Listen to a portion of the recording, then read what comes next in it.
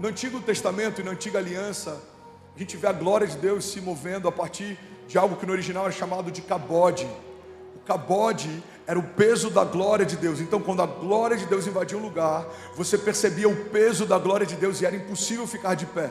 Isso acontecia no Santo dos Santos, isso aconteceu em algumas visitações sobrenaturais no tabernáculo, em vários momentos da história, quando a glória de Deus se revelava, o peso da glória de Deus fazia com que ninguém conseguisse ficar de pé naquele ambiente. Mas na nova aliança, a glória de Deus se manifesta também a partir de uma nova dinâmica, que é o doxa. O que é o doxa? Doxa significa opinião de Deus. Então a glória de Deus se revela não só a partir do peso que a presença dele tem, mas a partir também daquilo que ele pensa. Irmão, o que eu quero compartilhar com você nessa noite é que não existe nenhuma opinião que tenha mais peso e que possa te levar para um lugar mais glorioso do que a opinião que Deus tem a seu respeito. Ele fala em um momento da história: eu bem sei os pensamentos que tenho a respeito de vocês, diz o Senhor, pensamentos de paz e não de mal, para te dar o fim que você deseja. Mas sabe o que é interessante? Deus pode falar 10 vezes o que sonha para alguém, e ainda assim um comentário negativo faz com que esse alguém pare de sonhar o que Deus já sonha para ele. Às vezes a gente precisa ouvir de Deus várias vezes a mesma promessa, mas um comentário negativo faz com que a gente abra a mão de um chamado ou de um sonho. É interessante porque Noé ouviu uma vez e obedeceu por décadas. A gente vê Davi, ouviu uma vez e obedeceu por anos. A gente vê José, ouviu uma vez, viu uma vez e obedeceu por anos. Nos nossos dias o que a gente tem visto é Deus fala 10 vezes, mas uma opinião contrária faz com que a gente comece a duvidar do que Deus falou. Irmão, se eu fosse me mover por todas as opiniões que me cercaram no início da construção dessa igreja, o lago teria sido uma banheira, esse auditório nunca teria acontecido, o nosso parque seriam vagas na rua até hoje. Por quê? Porque se você viu o que Deus viu, é você quem tem a obrigação de tornar real o que Deus te mostrou. Já falei sobre isso, visionário. O que é um visionário? É alguém que foi ao futuro e voltou ao presente para contar o que viu. Então, assim como existe uma graça quando Deus te revela algo no futuro, existe uma responsabilidade se Deus te revelou. Você é um defensor de uma visão de Deus, ou pelo menos deveria ser. Eu lembro que o último batismo que a gente fez, e não é diminuindo ou comparando, mas só para você entender que tem coisas que no início parecem grandes e em algum momento vão se tornar pequenas. Alguém pegou essa chave hoje? Diga amém. A gente saiu de um batismo que foi glorioso. O nosso último batismo foi do lado daquele auditório. Eram 3 banheiras. A gente saiu de 3 banheiras para um lago de 300 metros. E desse lago de 300 metros, só Deus sabe para onde a gente pode ir. Eu estou dando um exemplo de uma dinâmica pequena, mas não foi só o batismo que viveu esse mover. Os cultos também. A gente saiu de 2 cultos de domingo para 3, aí viemos para esse auditório maior, e aí fomos para 4, e agora para 5, e aí começa o culto de quarta, de quinta, o ministério de mulheres, os jovens florescendo, os adolescentes. Eu acabei de receber uma foto, tem mais de 500 adolescentes queimando com o Espírito Santo de Deus no auditório do lado, enquanto a gente está aqui. Quando Deus faz, aquilo que era impossível se torna inevitável. Quando Deus promete, aquilo que parecia impossível se torna inevitável. Então qual que é a chave para viver o que Deus prometeu que eu viveria? É ouvir o que Ele pensa e não dar acesso ao que os outros pensam. Eu amo uma conversa entre Deus e Jó, quando ele começa a questionar uma série de coisas, e Deus fala para ele: Jó, eu até te respondo o que você está me questionando, se antes você me responder aonde você estava quando eu estabeleci os fundamentos da terra. E nessa conversa entre Deus e Jó, algumas das perguntas que Deus faz para Jó, a ciência moderna não conseguiu responder até hoje. Ele começou a fazer perguntas sobre os fundamentos da terra, ele começou a fazer perguntas sobre as estrelas e como elas se moviam, ele começou a fazer perguntas sobre os limites do mar.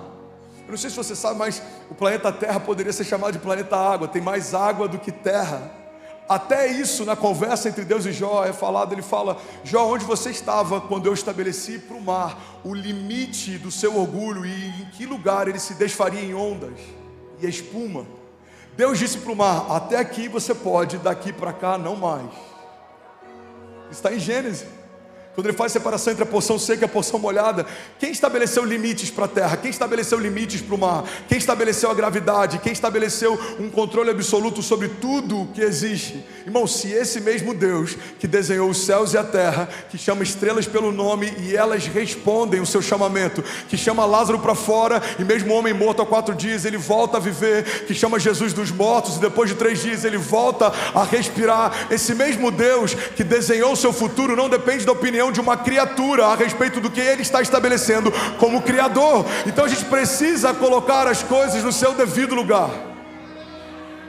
Uma criatura que passa a ouvir uma outra criatura no lugar do seu criador é como um cego guiando outro cego. Não temos controle sobre nada na nossa história. A Bíblia diz: não digam amanhã iremos, amanhã compraremos, amanhã faremos, porque você não tem controle sobre o seu amanhã. Digam assim: se o Senhor permitir, amanhã iremos. Se o Senhor permitir, amanhã compraremos. Se o Senhor permitir, amanhã faremos. Alguém está comigo? Tem um momento na Bíblia, inclusive, que é tão poderoso. Ele fala a respeito de um homem insensato, que tem os seus celeiros cheios, mas ele está sonhando em aumentar seus celeiros. E a Bíblia diz: homem insensato, amanhã mesmo sua alma lhe será cobrada. Ele faz planos de futuro quando não tem ideia que amanhã o Senhor vai recolher. Onde é que você quer levar a gente, pastor? Eu quero levar num ponto simples e fundamental de alguém que entregou o controle da vida para Jesus. Se a sua vida pertence a Jesus, os conselhos que te norteiam têm que ser os conselhos dele. Se a sua vida pertence ao Senhor, os conselhos que vão te levar a lugares altos têm que ser os conselhos deles. A igreja precisa parar de dar ouvidos à opinião de homens e começar a buscar de novo conselhos de Deus. A opinião de Deus, a glória de Deus, o doxa de Deus, a presença de Deus, o governo de Deus. Alguém está comigo? Diga amém. Que Deus quer ser para nós não é só Salvador, mas também Senhor. Eu ontem vi um Reels de uma cantora, uma adolescente, bem conhecida no meio gospel, criticando a igreja da parede preta, e ela fala assim, abre aspas: muitas igrejas estão pintando a parede preta e colocando show de luzes para parecer com o mundo, mas a gente não precisa parecer com o mundo para atrair essa geração, porque se o mundo quisesse estar nas boates, eles não viriam para a igreja, eles ficariam lá. E aí eu vi os comentários, um monte de gente falando: uau, meu Deus, muito bom que você falou, concordo com tudo que você disse. Eu falei: é interessante, pessoas que não constroem igrejas opinando sobre igrejas, pessoas que têm um testemunho questionável, querendo questionar sobre quem está edificando vidas e batizando, e curando e libertando. Mas sabe o que é interessante? A gente está num momento em que qualquer um pode falar o que quiser, e tem muita gente parando para ouvir quem não tem nada para falar. Então, abrindo esse parênteses aqui, quando a gente traz a igreja para dentro do mundo, quando pastores sem caráter ministram sobre Jesus, quando pastores não são homens de uma só mulher, quando a gente celebra o divórcio ao invés da renovação de aliança de casamento, quando a gente transforma o reino de Deus num comércio, quando que a gente traz o mundo para dentro da igreja? Quando a gente perde a pureza, o temor. Irmão, o mundo dentro da igreja nunca foi sobre a cor de uma parede, isso é futilidade.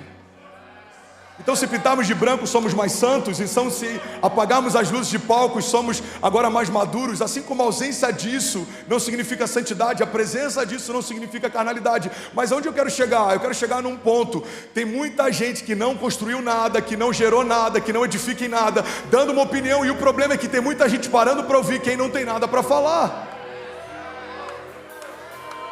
Se a gente não estiver bem firmado, fundamentado, seremos levados por todo vento de doutrina. Qualquer opinião de um artista gospel parece que é um fundamento da fé, não é. Eu conheço o bastidor de alguns deles, eu conheço a vida de alguns deles. Tem pregadores e cantores que estão 30 dias por mês na estrada. Como alguém consegue manter um casamento saudável se nunca está junto da esposa e dos filhos? Como alguém consegue ensinar os filhos sobre Jesus se 25 dias do mês está ensinando alguém da igreja sobre ele? Irmão, a gente precisa parar para valorizar mais a igreja local, pastores locais, líderes de GC, líderes de ministério, pessoas que gastam a sua vida muitas vezes sem serem vistas, sem serem notadas. Você está comigo? Fecha parênteses.